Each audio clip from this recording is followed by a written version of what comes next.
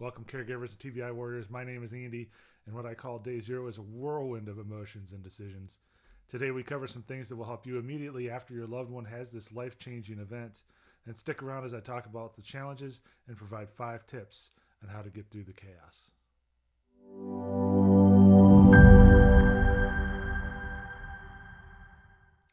You're at the hospital, most likely freaking out, totally understandable, and unsure what in the world is going on. Your head's spinning.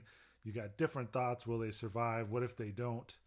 Let me just start off by saying you are not alone. This absolutely happened to me. I'm 6'4", 270 pounds. I'm a big biker, prior military guy, and I was just a complete mess. I remember getting a mix of information from different doctors. The first doctor came in and said my wife was just going to be just fine and it wasn't that big of a deal. Next thing you know, the neurosurgeon came in and told me she needed to have immediate surgery to reduce swelling. They wound up removing part of her temporal lobe, having a craniotomy, that sort of thing. You'll have a mixture of emotions. How could this happen? Why us? Maybe it's anger at another party who is involved. Just remember to try and maintain your composure as much as possible. Your loved one needs you. The medical staff needs you. They need a lot of information from you. And the best thing that you can do is try and maintain your composure. I totally get that this is a very difficult thing to do. You'll possibly see your loved one with lots of tubes, bandages, and that same person that you knew looks completely different than they used to maybe just minutes beforehand. It's quite possible that you're going to feel helpless. It's a lot of emotions, a lot of stuff going through your minds all at once. If you have family and kids, you need to make sure that you are there for them. It doesn't mean you don't care about your loved one, but you have to be there to make sure that your kids are taken care of, your family is taken care of, that sort of thing. You need to take care of yourself as well. Trust me, none of this is easy. It's easier for me to say this 2.5 years later than it was for those first days and weeks. It's very difficult to take care of yourself, but without you being prepared and ready and energized, it's going to be very difficult for you to help your loved one. So here's 5 tips that might help you during this difficult first few hours and days as you kind of get started. Tip number 1, write everything down. Doctors and nurses are going to be giving you an enormous amount of information. There's going to be blood work and tests and injury information and diagnosis and all of this kind of thing. And I found the best way to keep things straight is with a note-taking app or a diary. I personally used an app called Day One and put it on my phone, had it on my iPad and such as well so that I could just kind of write notes depending on where I was at.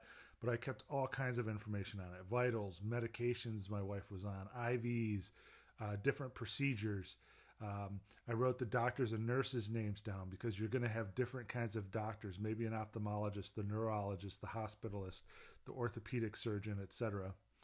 And the nurses who took care of them. And I wrote that down so that I could go back and really thank the nurses that had taken care of my wife and that sort of thing as well. So I really wanted to just know what nurses were the right nurses and which ones I knew I felt more comfortable as time went on who was going to take care of her. And I knew that she was going to get the right treatment.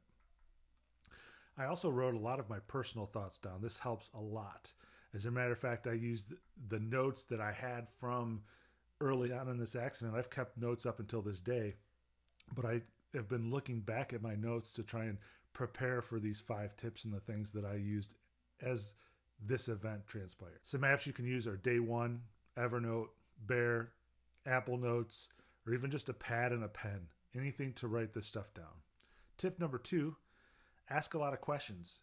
Every brain injury is different. You're going to hear this saying a million times. You're probably going to get extremely frustrated from people saying it, and you're going to get frustrated from not getting the answers that you want because people will be continuously repeating this. But doctors and nurses are great at their field, especially in the neuro field.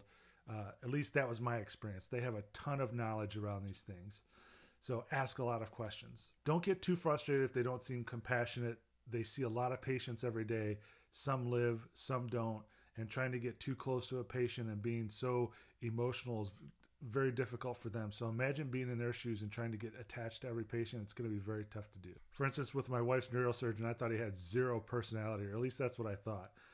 When we got later down into the process, and it was about a year in after her surgeries and that sort of thing, her neurologist and neurosurgeon had a completely different attitude. If they say a term or you're unsure what the next steps are, ask.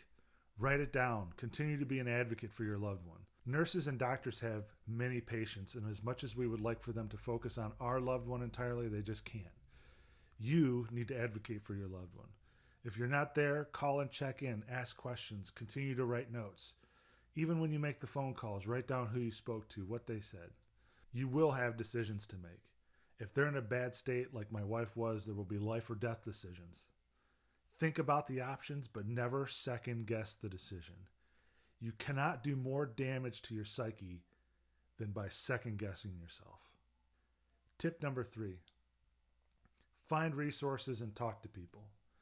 The Brain Injury Association of America has a lot of great information. Look around in your area to see if there's a local chapter of the Brain Injury Association of America. We were lucky we had one in the next town over. Again, not every injury is the same, but there are a lot of people out there with information and a lot of people that have gone through this same scenario. Do research, but be careful. Use it to be informed and not to diagnose.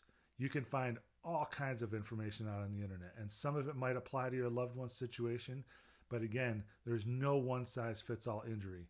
And trying to use this to diagnose can be just detrimental. Use it to formulate better questions and ask those questions to your doctors and nurses.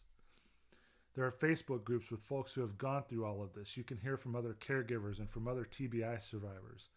We as caregivers don't know what the TBI survivors are going through, and they don't know what we're going through. Talking about it all helps tremendously. I will put links to some of these resources below in the description. Seek counseling if you need to. Your life has changed. Your loved one is not going to be the same person they were. You need to talk about this and figure out how to handle this. The injury never goes away. It may get better, but it never goes away. Tip number 4, show your TBI warrior lots of love and support. Your loved one might be in a coma. They might be confused. They might be agitated. It might be tough to see them not being the person that they used to be.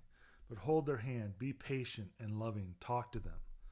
Tell them about what is going on at home. Keep them up to date. They probably don't need to hear all the negative stuff, but make sure they're still a part of your life. Make them feel like they're still right at home. For me, I would hang all the cards up on the wall in my wife's hospital room. Friends of ours and family got my wife stuffed animals that look like our pets, and I would put one in bed with her and let her snuggle up with it. I would try and put shows on the TV in our room, shows that she always used to like watching. And tip number 5, the most important tip that you can do at this stage is be kind to yourself. Recovery for your TBI warrior is a long road, and it could possibly never stop. You need to take some time for yourself, and this is a lot easier said than it is done, trust me. I take very little time for myself as well, so I don't always practice what I'm preaching here, but I was at the hospital every day except for one while my wife was there, and she was in the hospital for over 120 days. When she came home, I would, and many times still do, watch her like a hawk. I do find time to relax, watch YouTube videos, play a game, something, maybe even make a video like this to just try and get some things off my chest and relax. I never knew how soothing watching things like cow hoof trimming videos and heavy equipment videos actually were until this accident happened. On the weekends when we travel to see family, my wife's sister will take her out for some girl time. It helps my wife, it helps me. It gives us both a much needed hour or two to just have that mental break. And lastly, your life, your family's lives, your loved one, things are going to be different. It does not, and I want to repeat this, it does not mean that your life is over or that their life is over. This is a long road. And in future videos, I want to talk about different subjects that will help you on this TBI caregiver journey. Until next time, be kind to yourself and tell your loved ones how much you love them.